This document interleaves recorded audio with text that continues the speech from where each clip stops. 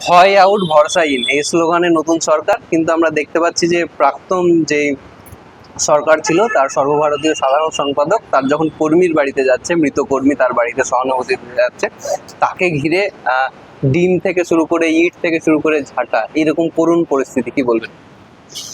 দেখুন, এটা তো গণতন্ত্রের উপরে হামলা। এটা তো সত্যি কথা, এটা আমরা একেবারেই মেনে নিতে পারছি না। কারণ আজকে অভিষেক ব্যানার্জি, দুদিন বাদে অন্য কেউ, এটা আমাদের সংবিধান আমাদের এই পারমিশন দেয় না যে কোনো এমপি এমএলএ যারা কিনা প্রতিনিধিত্ব করে তাদের উপরে এরকম হামলা বা যাই হোক। তো কিন্তু দেখুন, পাপ তো বাপকেও ছাড়ে না। তো এখন একটা সময় ওদের করেছিল, বরাবর বলেছি যে পৃথিবীটা গোল বা রাজনীতিটা ম্যারাথন, যে আজকে উপরে কালকে সে নিচে থাকবে। তো তার জন্য ওই আমরা বলি না, একটা প্রবাদ আছে দেখবেন, ওই লিফটে যখন আপনি উপরে উঠবেন তাদের সাথে ভালো ব্যবহার করতে, কারণ ওদের সাথে আবার নিচে নামার সময় দেখা হয়। ইংরেজিতে বললাম না, এখন অনেক লোক বোঝে না ইংরেজি, তার জন্য। তো যাই হোক, আমার বক্তব্য হলো উনি ওনার ফলটা পেয়েছেন। মানুষের ক্রোধ, রাগ, মানে মানুষের যেটা জমেছিল এতদিন, আমরা সবাই বলতাম ওনারা যেইভাবে চোখের নিমিষে আমরা দেখেছি যে কত অত্যাচার করেছে। আজকে শিক্ষকরাও ধুলোয় লুটালুটি খেয়েছে, আমরা সবটাই দেখেছি।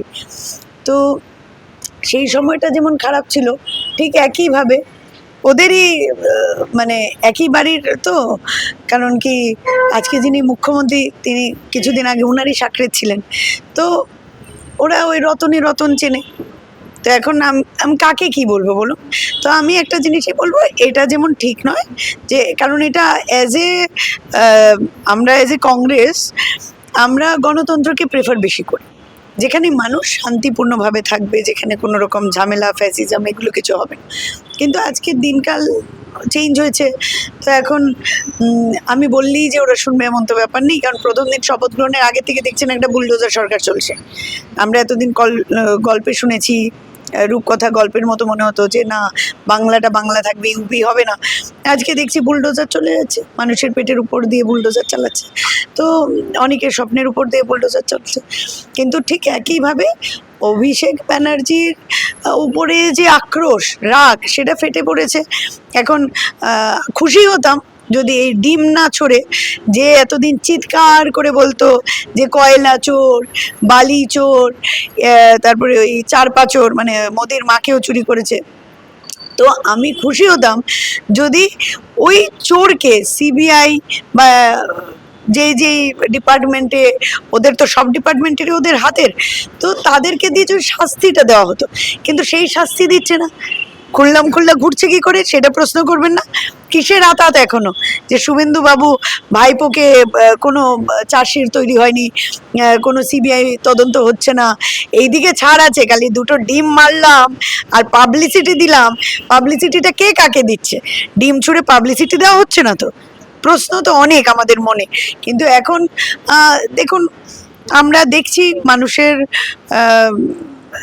যেটা ঘটছে, কারণ আমরা বুঝতে পারি যে অনেকে বলছে যে মানুষ,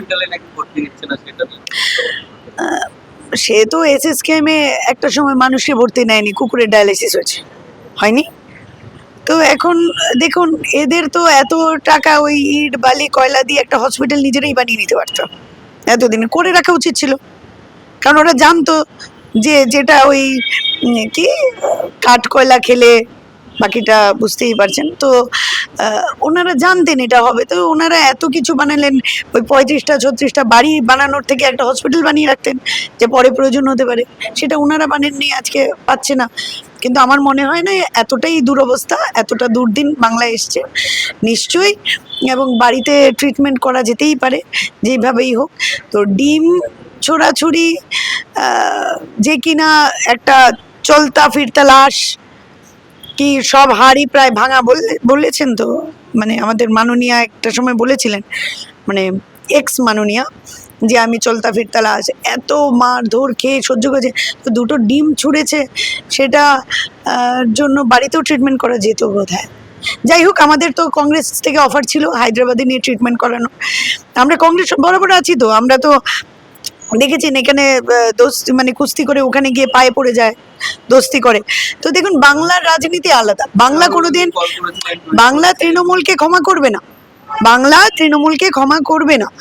হ্যাঁ, রাহুলজির পায়ে পড়ছেন, রাহুলজি জানে যে একজনই বাঁচাতে পারে। রাহুলজি এতদিন স্বপ্ন দেখেছেন যে দেশের প্রধানমন্ত্রী হবে, এখন উনি ভাবছেন যে যে কিনা প্রধানমন্ত্রী সত্যিই হবে তার পায়ে আগে থেকে পড়ে যায়। তো আমাদের রাহুল গান্ধী তো ভালো, রাহুল গান্ধী কি বলবে তাহলে? একজন সাহায্য চাইলে হাত বাড়িয়ে দেবো না, এটা খুব স্বাভাবিক। তো আমার নেতা আমার নেতার মতো কাজ করেছে। হায়দ্রাবাদে আমাদের সরকার আছে, টিএমসি তো অল ইন্ডিয়া পার্টি, তার তো আর কোথাও সরকার নেই। কংগ্রেসের যেখানে সরকার আছে সেখানে গিয়ে হসপিটালে যদি একটা মানে ইউনিট কেবিন পেয়ে যায় তাহলে তো ভাগ্য ভালো টিএমসির। লক্ষ্মীর ভান্ডার চলতো, বাংলার সব মহিলারাই সেই লাভবান হতেন ওটা থেকে। তারপরে অন্নপূর্ণা ভান্ডার এলো নতুন সরকার। অন্নপূর্ণা ভান্ডারের সমস্যা হচ্ছে 12 পাতা তার ফর্ম, কোনো সাধারণ মহিলা সেটা ফিল আপ করতে পারবে না, এমনকি আমার মাও পারবে না সেই ফর্মটা ফিল আপ করতে। দ্বিতীয়ত অনেকগুলো বাধা নিষেধ বা একটা প্যারামিটার আছে যার পরেই পাওয়া যাবে বলে অগ্নিমিত্রা পাল প্রথমে বলেছিলেন যে সবাই পাবে, তারপরে বলছেন সবাই পাবে না। কিভাবে দেখছেন? দেখুন অন্নপূর্ণা ফর্মটা দেখেছিলাম আমি, তো দেখে না দেখেছিলাম, দেখে আমার যেটা মনে হলো সেখানে লেখা ছিল যে ধরুন আমাদের অধিকারীর কোনোদিন জিওগ্রাফিতে পাশ করেছিল কিনা এসব প্রশ্ন আছে আর কি, মানে যেটা আপনাকে খুঁজতে হবে, মানে যেটা আপনি জানেন না। হ্যাঁ, যে এখন যদি প্রশ্ন করে যে আপনার নবম যে দাদু তার ব্লাড গ্রুপ কি ছিল, এই টাইপের একটা ফর্ম। হ্যাঁ, তো আপনি কোনোদিন পাড়ার ফুচকাওয়ালা থেকে খেয়ে ডিজেন্ট্রি হয়েছিল কিনা এইগুলো লেখা আছে ওটাতে। হ্যাঁ, মানে টিকা না নিলে টাকা পাওয়া যাবে না শুনছি, বলেছে যে ফর্ম ফিল আপ করলেই যে টাকা পাওয়া যাবে সেটাও নয় নাকি। তো 15 লাখের কথা মানুষ ভুলে গেছে, তার জন্য আজকে অন্নপূর্ণার পেছনে দৌড়েছে। ওরা ভুলে গেছে যে লক্ষ্মী পুজো করেই আর অন্নপূর্ণা পুজো করি। বলছি তো মানে দেখুন ওদের বোঝা উচিত ছিল লক্ষ্মী পুজো বলুন আর অন্নপূর্ণা পুজো বলুন সবটা হাতের দ্বারা সম্ভব। হ্যাঁ, হাত দিয়ে পুজো করতে হয়, তো হাতকে ওরা ভুলে গেছে। তো দিল্লির লাড্ডু খেতে তো হয়ই, কারণ না খেলে তো বোঝা যায় না। তো যাই হোক দিল্লির লাড্ডু এবার খাচ্ছে। তবে এই যে অন্নপূর্ণা ফর্ম, আমি দুদিন আগে একটা চ্যালেঞ্জ ছুড়েছিলাম।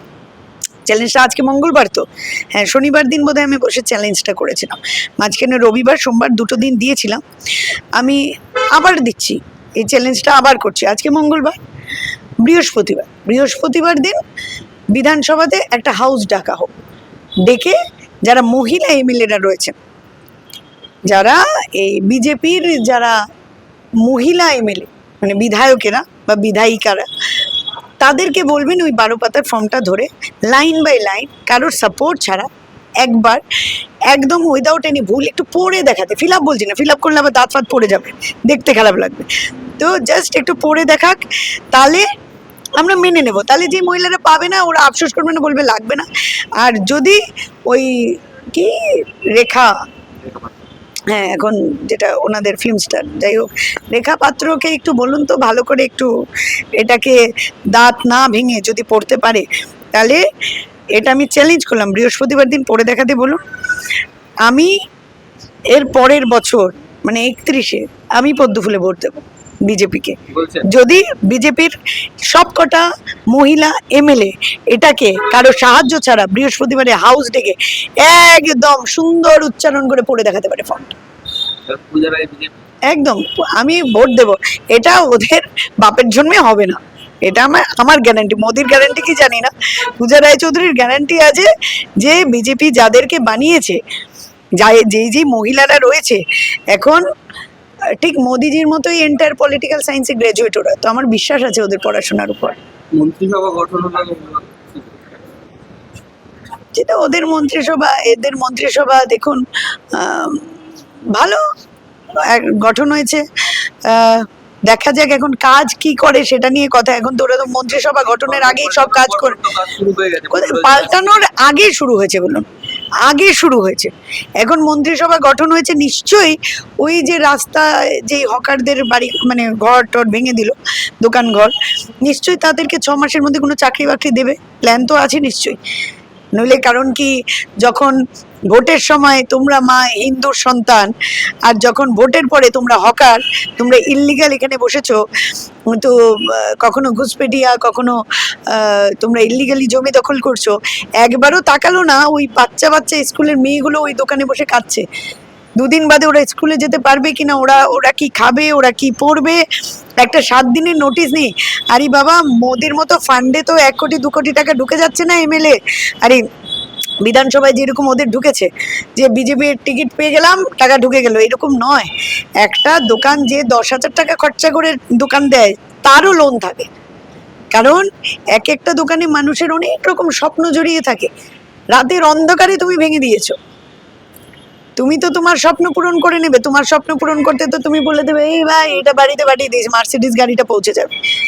কিন্তু এদের ওই একটা ছোট্ট মানে মেয়ের যে থালায় যে রুটিটা দেবে রাত্রিবেলা, রুটি খাবার যে আটা বা ময়দা সেটা কোথা থেকে আসবে, সেটাতে আজকে ওরা দেখুন গিয়ে দিশেহারা হয়ে আছে। তো এগুলো ভাবা উচিত ছিল। আমি এদেরকে মানুষ বলে মনে করছি না। মানে ওই যে বলেছিলাম না হিটলারের শাসন, তো আমরা দেখতে পাচ্ছি পশ্চিমবঙ্গ বুঝুক, পশ্চিমবঙ্গের সাথে বিজেপি একেবারে বেমানান, যাবে না আমার যতদূর ধারণা, কারণ হিন্দু ভাইরা ইতিমধ্যে বুঝে গেছে যে কুরবানি নিয়ে আঘাত আনুক বা হকারদের তুলে দেওয়া হোক, সেখানে মুসলমানদের থেকে হিন্দুরা বেশি আঘাত পেয়েছে। আজকে হিন্দু ঘোষরা বলুন বা হকারের কোনো হিন্দু বলুন বা এনআরসির নোটিশ যেটা প্রথম উত্তম কুমার ব্রজবাসী বলুন বা প্রদীপ কর আত্মঘাতী হয়েছিল বলুন, সবাই হিন্দু। তো হিন্দুরা কিসের জন্য রোদে তেল মেখে রোদ পাচ্ছেন আমি জানি না। জয় শ্রীরাম বললে হয়তো 3 টাকা ওদের থেকে কম নেবে মনে হচ্ছে। যাই হোক, পেঁয়াজ যে দাম বাড়লে, যেমন পেঁয়াজ খান না সীতারামনজি, তো পেট্রোল ডিজেলের দাম বেড়েছে। আমি তো বিশ্ব কন্যাকুমারী থেকে কাশ্মীর হেঁটে অভ্যাস আছে, তো আমরা গাড়ি ঘোড়া চলবো না, আমরা হেঁটে যাব, দেখি শুভেন্দুর যারা অন্ধভক্তরা আছে হেঁটে যেতে পারে কিনা। হ্যাঁ, একটা বিষয় যে নদীর ভাঙনের থেকেও বড় ভাঙন ধরেছে তৃণমূলে, এবং এই এক সময় কংগ্রেসকে ভাঙিয়ে কিন্তু তৃণমূল গঠন। আজ কি বলবে, আজ কেমন মনে হচ্ছে দেখে? প্রথম থেকে বলেছি, যেদিন তৃণমূলটা চলে যাবে তাসের ঘরের মতো ভেঙে যাবে, প্রথম দিন থেকে বলেছি। এটা কংগ্রেস নয় যে 50 বছর ক্ষমতায় না থেকেও বুকের পাটা নিয়ে সবার সামনে চোখে চোখ রেখে রাজনীতি করবে বা সত্যি কথা বলার সাহস থাকবে। এদের তো নিজের ঘর কোথায় ছিল, ওই আমাদের বলতো সাইনবোর্ড পচাডুবাই তো জল খেয়েছে, তো পচাডুবা এখন ওরা মনে হয়েছে ওদের যে এখন ঘর ছেড়ে বেরোনো উচিত। তো যারা আছে দেখুন, নব্য তৃণমূল বলে তো কথা নেই, আমরা বুঝতে পারছি দেখছি আমাদের ঘরফর মজবুত করছি, কারণ লোককে জায়গা দিতে হবে তো বাসস্থান। আমাদের ভালো মন্দির কিছু নয়, দেখুন বাবা একটাই হয় কংগ্রেস। নাম পাল্টালেই যে তুমি বার্থ সার্টিফিকেট পাল্টে নিতে পারবে এমন ব্যাপার নেই। তৃণমূল লিখে দিলে তৃণমূল কংগ্রেসই হয়, বাবাই থাকে। বাবার ঘরের সবার আমন্ত্রণ, সবাই আসতে পারে যে কোনো সময়। আমরা বুঝে কাকে কোন জায়গায় বসানো দরকার না দরকার সেগুলো পরে আমাদের নেতৃত্বরা ডিসাইড করবে, কিন্তু আসতে পারে সবাইকে আমরা অলওয়েজ ওয়েলকাম জানাচ্ছি। আমাদের ঘর মজবুত আছে, ঘর ভাঙবে না।